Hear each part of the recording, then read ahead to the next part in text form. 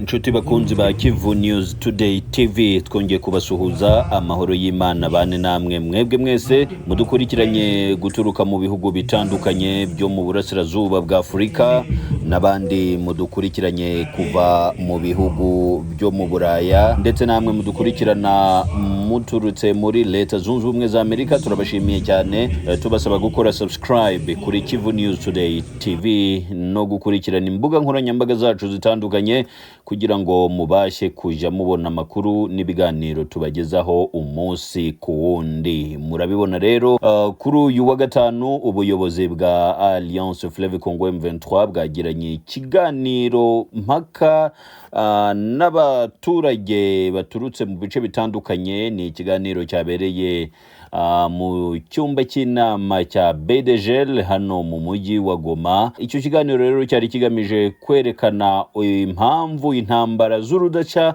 zikomeza kugenda zigaragara mu burasirazuba bwa Repubulika ya Demokarasi ya Kongo ndetse no muri Repubulika ya Demokarasi ya Kongo muri rusange, cyane ko ari intambara biturukanye n'iby'umuyobozi wungirije wa Alliance Fleuve Congo bwana Bertrand Bisimwa yabwiye abari bitabiriye iyi nama cyangwa se iki kiganiro mpaka. Yavuze ko izi ntambara zatangiye mu myaka za 1998 ariko hari n'izindi zatangiye mbere yaho. Ibyo byose rero Bertrand Bisimwa yumvikanishije ko bifitanye isano n'ibibazo by'amoko. Ivangura ry'amoko ryakomeje kugenda rigaragara muri Kongo. Bamwe bavuga bati aba ni abakongomani, abandi bita abanyekongo, bamwe babita abanyarwanda, cyane ko kubera bavuga ururimi rw'ikinyarwanda, ndetse n'abandi bapfa uturere baturukamo. Umuyobozi wa Alliance Fleuve Congo wungirije yabisobanuye byose, ndetse akimara kusobanura ku mpamvu za politike zituma ibibazo by'umutekano muke bikomeza kugaragara mu burasirazuba bwa Kongo. Umwungirije nawe bwana Dr. Freddy Kaniki nawe yatangaje ko impamvu ibi byose bikomeza kugenda bigaragara ari uko ubuyobozi bwa Kinshasa ku ruhande rumwe budafata ikibazo ngo bugikemure bugiturutse imuzi, ndetse bugaha intebe abantu bose baba bafite ingengabitekerezo yo gutandukanya abakongomani baturutse mu bice bitandukanye. Freddy Kaniki yongeyeho kandi ko kuba ivangura ry'amoko rihabwa intebe ku buyobozi bwa Kinshasa ndetse no ku banyapolitike batandukanye nabyo ari kimwe mu bintu bitera gukomeza kw'intambara. Amageneration atandukanye agakomeza kugenda ahura n'ikibazo cy'ivangura ry'amoko cyane cyane mu burasirazuba bwa Kongo. Uyu mugabo yatanze urugero rwo muri Minembwe ndetse no muri Kivu y'Epfo, aho abanyamulenge bakomeje kugenda bagaragara bavangurwa haba mu buyobozi ndetse no mu gisirikare no muri serivisi za leta zitandukanye. Agaragaza kandi uburyo bamwe mu bayobozi bakomoka mu ntara Kivu y'Epfo nabo bafatiye mbere mu guhamagarira abaturage bamwe kwica bagenzi babo ndetse bakanabakorera iyicarubozo. Agenda agaragaza uburyo ibyo byose byagiye bikorwa, ariko ubuyobozi buriho ntibwagira icyo bukora kugira ngo bubashe gukemura ibibazo nk'ibyo. Nyuma yaho rero uwitwa Delio Kimpulumbu, umunyamabanga mukuru wa Alliance Fleuve Congo bakunze kwita mu rurimi rw'igifaransa secrétaire permanent wa Alliance Fleuve Congo M23, nawe yatangaje mu kiganiro yahaye abari bari muri BDGL, yagaragaje uburyo bitewe no kuba ku ruhande rumwe n'itangazamakuru ridahabwa umwanya kugira ngo ryerekane ibibazo bibera mu burasirazuba bw'igihugu ndetse no muri Kongo muri rusange, nabyo ari intandaro y'ibibazo by'umutekano mu burasirazuba bwa Kongo. Delio Kimbulumbu yavuze ku bibazo abanyamakuru bagerageje kuvuga, bagaragaza uburyo ibibera mu burasirazuba bw'igihugu ari ibibazo bikomeye cyane kandi ko bishobora kugira ingaruka kuri rubanda rugufi. Atanga urutonde rw'abanyamakuru bafunzwe, abandi bakabashwa, abandi bakagerwaho n'ingaruka zo kuba bavuga ukuri kw'ibibera muri Repubulika ya Demokarasi ya Kongo. Uyu nawe avuga ko kuba itangazamakuru ritemererwa gutanga amakuru nyayo abera ku butaka bwa Kongo, cyane cyane avuga ku bya M23 ndetse avuga ku bantu barenganywa ku ruhande rumwe n'ubundi, nabyo biri mu biteza intambara mu burasirazuba bw'igihugu. Ibyo agasaba ko ubuyobozi bwa Kinshasa bugomba gufata ingamba zikomeye cyane mu kurengera abanyamakuru no kureka abanyamakuru bagakora akazi kabo neza. Nshuti bakunzi ba Kivu News Today TV, mu ncamake n'ibyo byavugiwe muri sale ya BDGL. Ubwo rero reka mbararikire gukurikirana umwe ku wundi muri aba bayobozi bagize icyo bageza ku bantu bari bitabiriye iki kiganiro mpaka, cyane ko habayeho no kubaza ibibazo abaturage ndetse n'abakora muri serivisi zitandukanye muri Kivu ya ruguru bari bari aho ngaho. Buri muntu wese yagiye abaza ikibazo, ibyo atumvise neza, ibibazo kandi byose byagiye bisubizwa n'abo bayobozi ba Alliance Fleuve Congo M23 barimo bwana Bertrand Bisimwa, umuyobozi wungirije mu mbabarire ushinzwe ibibazo bya politiki na diplomasi muri AFC M23, na bwana Freddy Kaniki nawe ni umuyobozi wungirije ushinzwe ibibazo by'icungamutungo ndetse n'amajyambere muri Alliance Fleuve Congo M23. Reka mbararikire kumva umwe ku wundi muri iki kiganiro, nyuma yaho turagaruka mu kanya. Des recettes provinciales pour les entités décentralisées. Ces détournements délibérés privent les provinces des ressources vitales, aggravant la pauvreté et la marginalisation. 3. Le tribalisme et népotisme, une gouvernance clientéliste. Le régime favorise une seule communauté tribale dont est issu le président Félix Tshisekedi Tshilombo au détriment d'autres, notamment les communautés d'expression Kinyarwanda, et aujourd'hui nous allons beaucoup plus vers l'exclusion des communautés d'expression swahili, systématiquement exclues des postes administratifs. Là je parle des communautés d'expression Kinyarwanda, et purgées des institutions militaires. Cette gestion tribale alimente les tensions ethniques et renforce le sentiment d'injustice et de rejet. 4.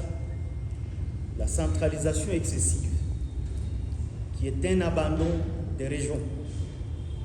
Les pouvoirs concentrés à Kinshasa privent les provinces des services essentiels. Selon la Banque mondiale, moins de 10% de la population rurale a accès à l'eau potable, et les infrastructures, c'est-à-dire les routes, écoles, hôpitaux, sont quasi inexistantes sur l'ensemble du territoire. Aucune infrastructure reliant ne relie l'est du pays à l'ouest, ni le nord au sud. Cette négligence criminelle condamne des millions ou des millions de Congolais à la paupérisation. 5. Absence des services publics, un État fantôme. L'état civil est dysfonctionnel. Avec des millions de Congolais sans pièce d'identité, ce qui exacerbe l'exclusion des communautés marginalisées. L'absence de services minimums de base, santé, éducation, sécurité, témoigne de l'incapacité du gouvernement à remplir ses fonctions fondamentales. La quatrième grande cause fondamentale, c'est la faillite systémique de l'État, qui a créé un vide à combler. L'incapacité chronique de l'État congolais à gouverner alimente les conflits et légitime les revendications de l'AFC M23, qui fournit des efforts pour combler le vide laissé par un régime défaillant dans l'espace qu'il contrôle. Dans ce chapitre, nous allons parler de la perte du contrôle de l'appareil étatique. L'État ne contrôle ni son territoire, ni les organes de sécurité, ce qui fait que les milices opèrent librement, ni son économie, ce qui amène à beaucoup plus une économie qui est dominée par des réseaux informels et étrangers.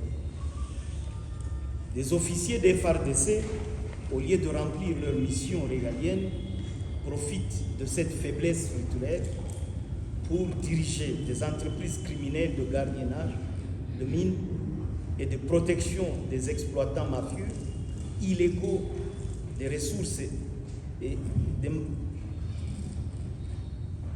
la protection des exploitants mafieux et illégaux des ressources du pays.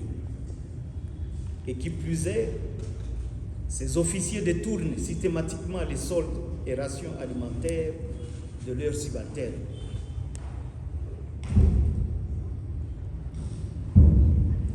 De incapacité à répondre aux besoins.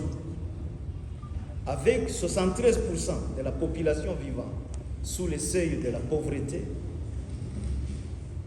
moins d'$1 par jour, ce sont des données de la Banque mondiale, l'État abandonne ses citoyens à l'extrême misère, sans accès à la santé, à l'éducation ou à la sécurité physique et alimentaire. Cette négligence criminelle alimente le soutien de l'AFC M23. Absence de vision nationale. Le régime Tshisekedi manque de stratégie pour unifier le pays ou promouvoir le développement, comme en témoigne l'abandon de tous les programmes de développement national. Cette absence de projet national renforce la légitimité des appels de l'AFC M23 à une refonte institutionnelle. Des dysfonctionnements institutionnels. Toutes les institutions du pays, surtout la présidence de la République, sont paralysées par la corruption, l'amateurisme et l'inefficacité. Les fraudes électorales massives en 2018-2023 ont délégitimé le régime, tandis que les opposants, les journalistes et les activistes sont muselés, exilés ou purement et simplement assassinés. L'existence des partis politiques sans fondement idéologique, lesquels partis comblent le vide par des considérations ethniques. La faillite de l'État, orchestrée par un régime corrompu et autoritaire, a créé un vide que l'AFC M23 exploite pour offrir une alternative. Ce désastre systémique exige une réforme radicale de la gouvernance. La cinquième grande cause, c'est l'insécurité, qui est une politique d'exclusion et de haine. L'insécurité chronique dans l'Est, alimentée par des politiques gouvernementales discriminatoires, est une cause majeure du conflit. Le régime Tshisekedi attise les tensions ethniques pour consolider son pouvoir au mépris de la cohésion nationale. Dans ce chapitre, nous parlerons notamment de la stigmatisation des populations d'expression Kinyarwanda et discours de haine. Les Tutsis, les Hema, les Banyamulenge sont victimes des discours de haine orchestrés par des officiels qui les qualifient d'infiltrés rwandais. Ces campagnes médiatiques alimentent les violences contre ces communautés. Massacre post-intégration. Après l'accord de 2009, Des ex-SNDP intégrés dans les FARDC ont été assassinés, comme nous l'avons dit auparavant, à Dungu, à Kisangani, à Kamagnon, à Fizi, Rangira et Angu, ciblés pour leur appartenance ethnique. Ces crimes impunis ont renforcé la méfiance envers Kinshasa. Plus récemment encore, dans les combats qui ont éclaté en 2021 entre les FARDC et les M23, des officiers et des soldats, tous intégrés au sein des FARDC, au nom du processus de brassage en 2003, mixage en 2006 et intégration en 2009, ont été exécutés par leurs propres collègues, leurs corps brûlés et mangés. Alliance avec des groupes criminels et recrutement des mercenaires. Les FARDC collaborent avec les FDL, porteuses d'une idéologie génocidaire anti-Tutsi, et les ADF, un groupe terroriste islamiste d'origine ougandaise qui constitue une menace pour toute la sous-région. Ces alliances, confirmées par des rapports de l'ONU, exacerbent les tensions ethniques et discréditent l'État. La présence des groupes armés ou des groupes de mercenaires en RDC est une réalité documentée. Plusieurs de ces acteurs sont engagés dans les conflits pour des raisons commerciales, politiques, géostratégiques, recrutés par le pouvoir congolais. Pourtant, la Convention des Nations Unies du 4 décembre 1989 interdit le recrutement, l'utilisation, le financement et l'instruction des mercenaires. Mais ceci n'a pas scandalisé la MONUSCO, qui a préféré se rendre complice de leurs crimes en opérant avec eux. Des rapports indiquent que des armes modernes, les MJ, MA-M1 par exemple, ont été utilisés par des milices soutenues par les FARDC en violation de l'embargo imposé par l'ONU. La légitimation des milices.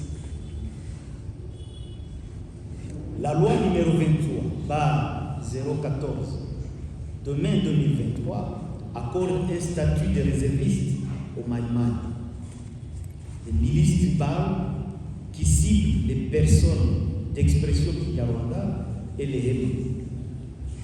Cette légitimation des exactions est une provocation directe contre les communautés marginalisées. D'autant plus que le pouvoir est allé jusqu'à élever abusivement ces groupes criminels au rang des patriotes, désormais désignés sous l'appellation de Wazalendo. Et à ce sujet, vous le savez très bien que le Muzalendo, c'est celui qui porte le plus le discours haineux. Et c'est celui qui mange la chair humaine. C'est celui-là qu'on appelle le Muzalendo. Celui qui se montre plus hostile à son compatriote. C'est celui-là qu'on appelle Muzalendo. C'est celui-là qu'on appelle patriote, selon le régime de Tshisekedi. Déni de nationalité et refus de retour des réfugiés. Les Congolais d'expression kinyarwanda ont été chassés des autres parties du pays et se sont retrouvés apatrides dans leur propre pays, confinés à Rutshuru, à Masisi, à Fizi, à Goma, où ils subissent des persécutions. Les membres de ces communautés réfugiés en Ouganda, au Rwanda et au Burundi sont qualifiés d'envahisseurs quand ils expriment le souhait de regagner la mère patrie. Ils sont confrontés au refus catégorique des autorités qui ont décidé purement et simplement de les bannir du territoire national en bloquant leur rapatriement. Ces politiques discriminatoires, le non-respect de la Constitution, la centralisation excessive, tentative de prolongation des mandats et des accords internationaux des régionaux et de la mauvaise administration de la justice renforcent l'instabilité et la méfiance envers les gouvernements. La répression de l'opposition. Les opposants politiques sont tués et ciblés par des persécutions judiciaires, tandis que des journalistes et activistes sont arrêtés ou forcés à l'exil. Cette intolérance politique étouffe tout dialogue. Rejet du dialogue. Kinshasa a toujours refusé la résolution politique des conflits, préférant la voie militaire au dialogue dans le but d'éviter la solution aux causes profondes des conflits. L'illégitimité et l'intolérance du régime poussent ces organisations ou des organisations comme l'AF-23 à contester un système qui exclut toute alternative. Enfin, la sixième cause, c'est la crise des réfugiés. Un déni humanitaire scandaleux.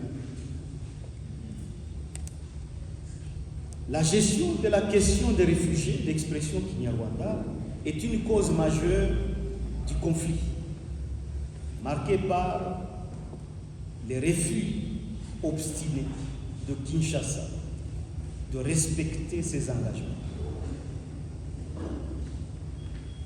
Non-respect des accords.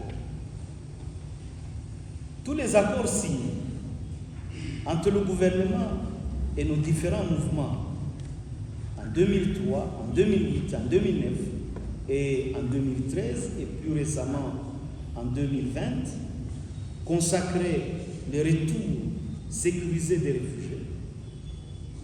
Mais dans les faits, le gouvernement les traite d'étrangers et d'envahisseurs, bloquant ainsi la possibilité de leur retour.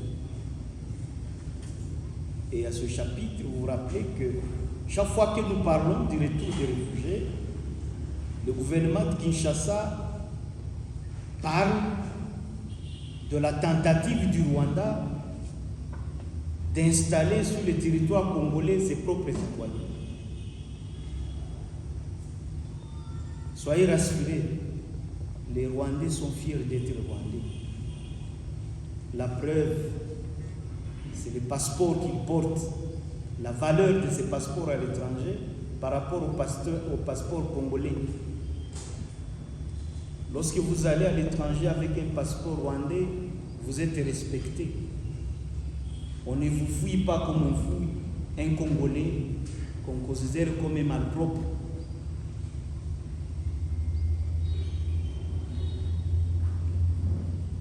Expropriation et manipulation. Les biens des réfugiés sont spoliés par l'État et des milices, tandis que Kinshasa incite les membres des autres communautés locales à s'opposer à leur retour, les présentant comme une menace à l'intégrité territoriale. Zones inhabitables. Les zones de retour manquent d'infrastructures, habitat, routes, adduction d'eau potable, écoles, hôpitaux, rendant ainsi le rapatriement compliqué. Cette négligence délibérée aggrave la crise humanitaire. Le déni du droit au retour des réfugiés d'expression Kinyarwanda renforce leur exclusion et place l'AF-23 comme leur défenseur tout en conservant sa mission de porter la cause nationale. une solution humanitaire est cruciale pour apaiser les tensions.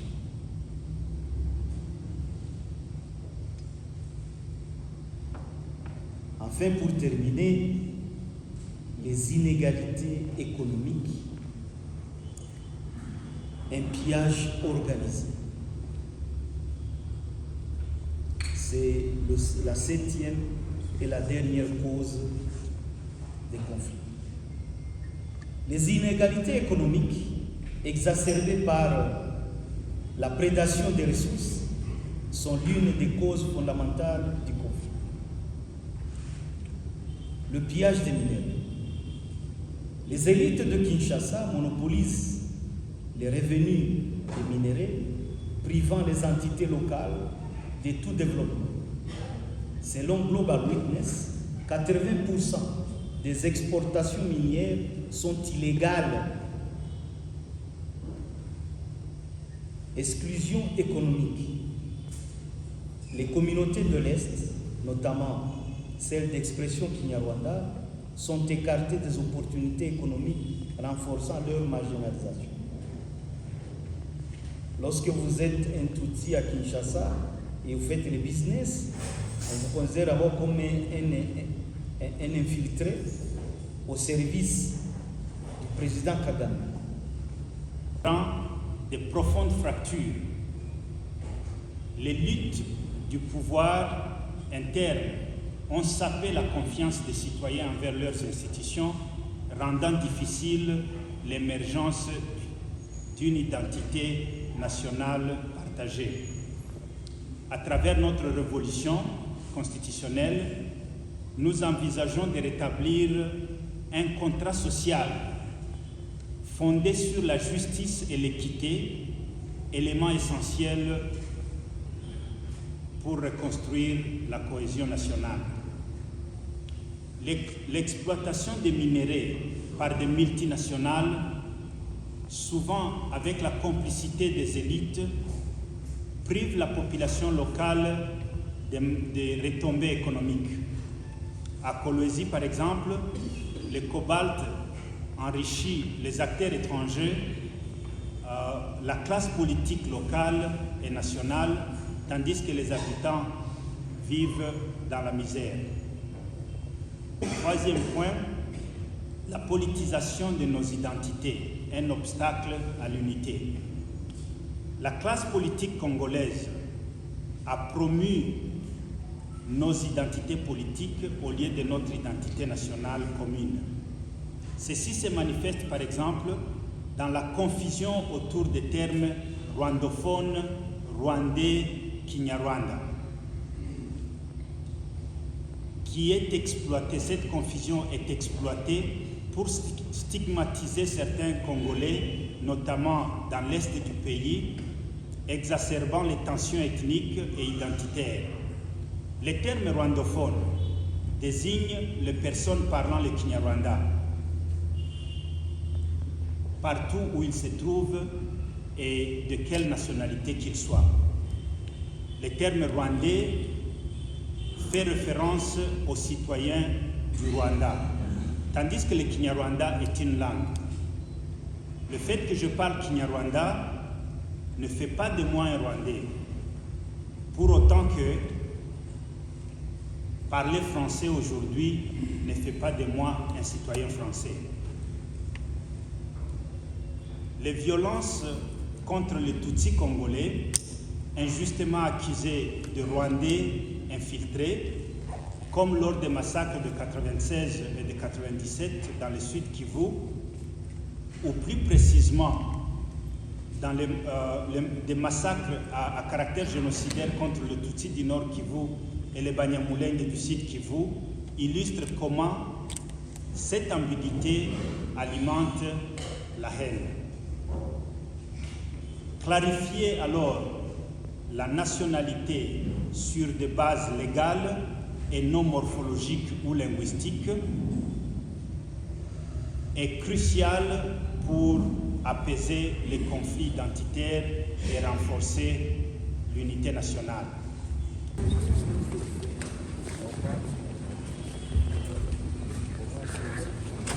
Pardon. Evet,